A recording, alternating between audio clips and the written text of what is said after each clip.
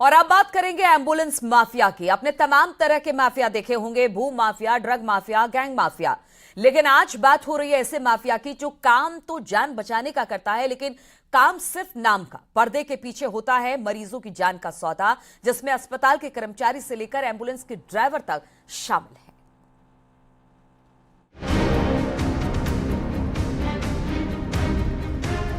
Ambulance mafia से सावधान, खतरे में है आपके मरीज की जान। कमीशन का गेम, जिंदगी का सौदा। एम्बुलेंस माफिया ने पुलिस को भी नहीं बख्शा। अगर आप गोरखपुर के बीआरडी मेडिकल कॉलेज में मरीज लेकर जा रहे हैं तो सावधान रहिए, क्योंकि अस्पताल तक जाने वाली एम्बुलेंस पर माफिया का कब्जा है। ये एम्बुलेंस माफिया आपको मुफ्त इलाज वाले मेडिकल कॉलेज नहीं, बल्कि मोटी फीस वाले प्राइवेट अस्पताल में भर्ती कराते हैं। बीआरडी मेडिकल कॉलेज में एम्बुलेंस माफिया मरीजों के खरीद फरोख्त का काम करते हैं। पुलिस की जांच जैसे जैसे आगे बढ़ रही है, वैसे वैसे कई खुलासे हो रहे हैं। वहीं बीआरडी मेडिकल कॉलेज के प्रिंसिपल ने अंदर प्राइवेट एम्बुलेंसों की एंट्री एकदम बैन कर रखी है। कोई भी प्राइवेट एम्बुलेंस अंदर नहीं खड़ा हो सकता है। उनका साफ कहना है कि आरटीओ और पुलिस प्रशासन अगर इसकी तरफ ध्यान दे तो जो प्राइवेट एम्बुलेंस माफिया हैं उनकी कमर तोड़ी जा सकती है। दरअसल बीते रविवार को आधी रात बीआरडी मेडिकल कॉलेज के उत्तरी गेट पर बवाल हो गया था। पुलिस ने एम्बुलेंस माफिया को रोकने की कोशिश की तो एम्बुलेंस ड्राइवर्स ने पुलिस पर ही गाड़ी चढ़ाने की कोशिश की।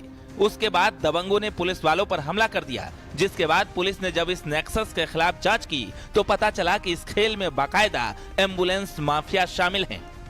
इतना ही नहीं, जांच में पता चला कि एम्बुलेंस चालक प्राइवेट अस्पतालों से डील करते हैं। जब कोई मरीज एम्बुलेंस में आता है तो उसे बीआरडी मेडिकल कॉलेज न ले जाने की सलाह देते हैं। एम्बुलेंस चालक और स्टाफ मरीज को निजी अस्पताल में भर्ती कराने का दबाव डालते हैं। फिर मरीज भर्ती के बदले में अस्पताल से तगड़ा कमीशन लेते हैं, जिसकी शिकायत पुलिस को भी मिली, जिसके बाद मामले की जांच में तेजी आई।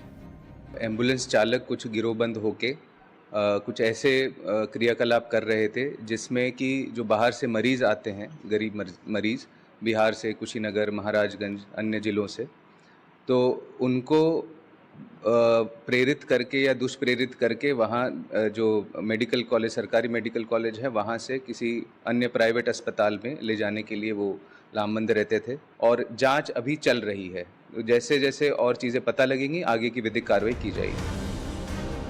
वहीं मेडिकल कॉलेज के बाहर प्राइवेट एम्बुलेंस भारी संख्या में खड़ी होती है, जिसको लेकर पुलिस ने अभियान छेड़ रखा है। लेकिन सवाल ये है कि क्या बीआरडी मेडिकल कॉलेज के कर्मचारी भी इस एम्बुलेंस माफिया का साथ देते हैं?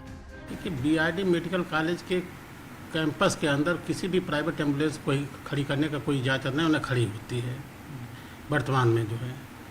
और यहाँ से जो भी मरीज जाता है वो सरकार के द्वारा जो 108 एम्बुलेंस चलाई जाती है उसको फ़ोन करके उसको सरकारी अस्पताल में भेजा जाता है। अब जो भी एम्बुलेंसेज हैं वो सड़क पे खड़ी होती हैं, ऐसा मतलब जो है, उसके लिए हमारा यही कहना है कि ये एम्बुलेंसेज को चेक किया जाए, कहाँ की हैं, किस नर्सिंग होम के नाम से रजिस्टर्ड हैं और इनको कहाँ खड़ा होना चाहिए। बीआरडी मेडिकल का सामने किसी भी प्राइवेट एम्बुलेंस को खड़ी करने कोई इजाज़त नहीं होना चाहिए।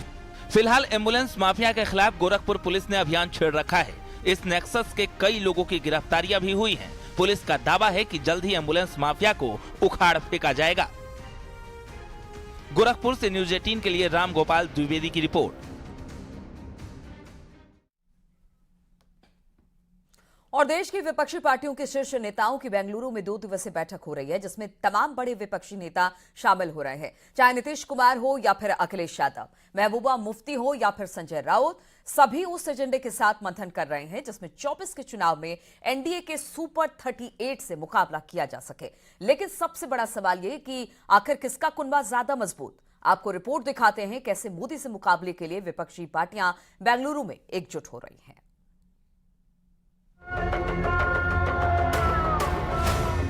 2024 में एक बार फिर से प्रधानमंत्री मोदी जी की लीडरशिप में एनडीए की पूर्ण बहुमत की सरकार बने।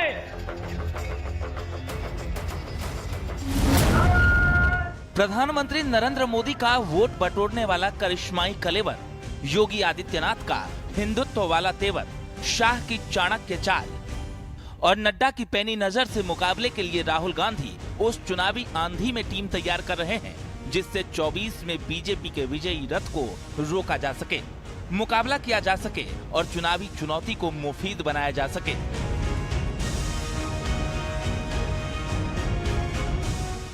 दो 2024 में मोदी को रोकने के लिए विपक्षी दल बेंगलुरु में एकजुट हो रहे हैं, मंथन कर रहे हैं और उस अमृत की खोज कर रहे हैं जिससे एनडीए बनाम पीडीए को जिंदा रखा जा सके, जिसके लिए राहुल गांधी से लेकर नीतीश कुमार, अखिलेश यादव और केजरीवाल तक रणनीति तैयार करने में अभी से जुट गए हैं।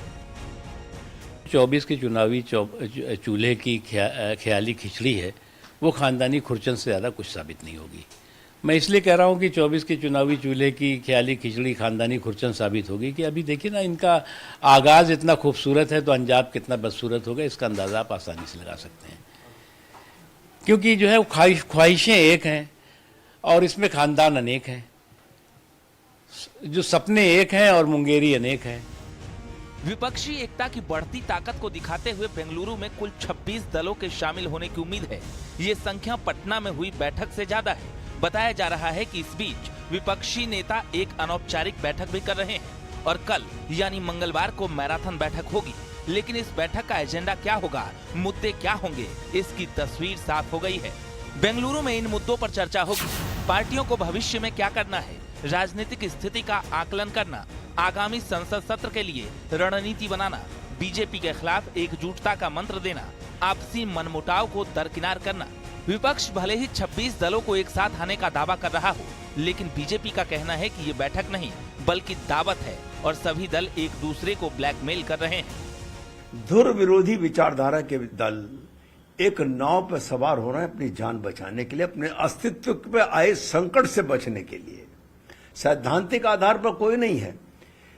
मेरा कहना कि जनता को यह पता है कि इन दलों की व्यक्तिगत स्थिति क्या और सामूहिक हो जाएंगे तो क्या स्थिति है। चुनाव के पहले कांग्रेस और सपा उत्तर प्रदेश में एक हुई थी और एक प्रचार हुआ था कि जनता को ये जोड़ी पसंद है, राहुल और अखिलेश जी की, लेकिन वो जोड़ी बिखर गई। उसके बाद बुआ भतीजे की जोड़ी बनी, वो भी बिखर गई। तो ये भी कौन लंबे दिन तक चलनी है। देखिए, बीजेपी को कोई परेशानी नहीं है इसमें, ये विपक्ष की एकता नहीं है, ये तो दावतनामा है। जिस दावतनामे के अंदर कोई पिताजी को लेके जा रहा है, कोई बेटों को लेके जा रहा है, परिवार सहित लोग आ रहे हैं, कोई पहले नाश्ता करके चला आएगा, कोई लंच करके चला आएगा, कोई डिनर करके चला आएगा। अगर एक रूपता होती तो बैठ के सब डिस्कस करते। कोई कहता मैं आज आऊंगा, मैं कल नहीं आऊंगा, मैं कल आऊंगा, मैं परसों नहीं आऊंगा। साफ साफ लगता है ये आईवास करना है, अपने आप को छुपाना है, क्योंकि इनके पास कोई एजेंडा नहीं है। ये सामंतवादी लोग हैं। यानी बेंगलुरु में होने वाली बैठक के लिए भले विपक्षी दल दावे और वादे कर रहे हों, लेकिन बीजेपी इस मीटिंग को ठगबंधन का नाम दे रही है। खैर, बीजेपी के साथ ही जनता की भी नजर अब इस मैराथन मंथन पर है, क्योंकि जितने भी दल इस बैठक में शामिल हो रहे हैं उन सब के दिल मिलेंगे या नहीं, ये बड़ा सवाल है। न्यूज़ 18 के लिए अनूप गुप्ता की रिपोर्ट। तो 24 के महासंग्राम में बीजेपी की टीम और मजबूत हो गई है। मिशन 80 को फतह करने के लिए एक तरफ सियासी दल को एनडीए में शामिल करवाया जा रहा है, तो दूसरी तरफ उन नेताओं की घर वापसी हो रही है जो कभी बीजेपी से अलग होकर समाजवादी पार्टी में चले गए थे। यानी एसपी विधायक दारा सिंह चौहान आज बीजेपी में शामिल हो गए और इस मौके पर उत्तर प्रदेश बीजेपी के तमाम बड़े नेता मौजूद रहे।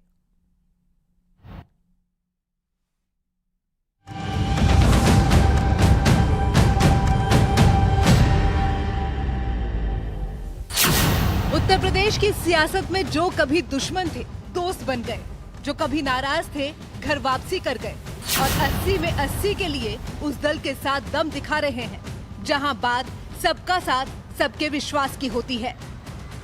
पहले ओम प्रकाश राजभर ने एनडीए से हाथ मिलाया, तो अब समाजवादी पार्टी के विधायक दारा सिंह चौहान अपने कार्यकर्ताओं के साथ बीजेपी में शामिल हो गए।